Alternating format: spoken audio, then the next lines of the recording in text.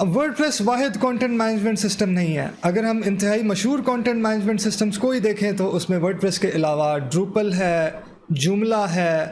اور انگنت سسٹمز ہیں جن کے ذریعے ویب سائٹس بنائی جا سکتی ہیں, اور سب کے اپنے فوائد و نقصانات ہیں. تو ورڈپریس کیوں؟ سب سے پہلی بات, فری ہے.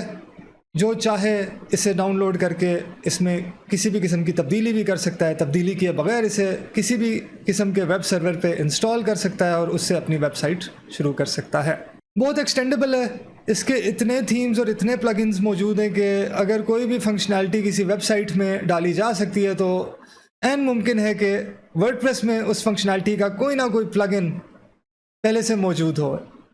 اگر کسی بھی قسم کا ویب ڈیزائن بنایا جا سکتا ہے تو عین ممکن ہے کہ کوئی ایسا تھیم پہلے سے موجود ہو جس میں وہی ویب ڈیزائن بنایا جا چکا ہے. اور ورڈپریس کی سب سے بڑی طاقت اس کی کمیونٹی ہے. اتنے لوگ پوری دنیا کے ورڈپریس استعمال کرتے ہیں, ورڈپریس میں کنٹریبیوٹ کرتے ہیں, اور ورڈپریس پہ اتنے لوگوں نے اپنے کاروبار بنائے ہوئے ہیں کہ آپ کو کسی بھی قسم کی ورڈپریس سے ریلیٹڈ سروس کی ضرورت ہو وہ آپ کو بآسانی مل جائے گی. آپ کو تقریباً ہر سکل لیول کے لوگ مل جائیں گے. اگر آپ کو مثال کے طور پہ ورڈپریس میں صرف ڈیٹا انٹری کرنے کے لیے کوئی جونیئر ریسورس چاہیے تو وہ بھی انتہائی بآسانی دستیاب ہوگا. اگر آپ کو بہت ہی کسی ایڈوانس قسم کی فنکشنالٹی بنوانی ہے جو کسی تھیم یا پلگن میں موجود نہیں ہے تو اس کے لیے آپ کو ایکسپرٹ کوڈرز بھی بآسانی مل جائیں گے. ایک مفت اور اوپن سورس پلیٹ فارم ہونا اور اس پہ اتنی بڑی کمیونٹی ہونا, اس کے فوائد میں ایک بہت بڑا فائدہ یہ بھی ہے کہ کسی قسم کے سیکیورٹی کے مسئلے یا کسی قسم کی فنکشنالٹی کے مسئلے اگر ورڈپریس میں آتے ہیں تو بہت چانس ہوتا ہے کہ کوئی نہ کوئی کمیونٹی کا بندہ یا کوئی نہ کوئی اس پہ کام کرنے والا ڈیولپر اسے ڈیٹیکٹ بھی کر لے گا, اور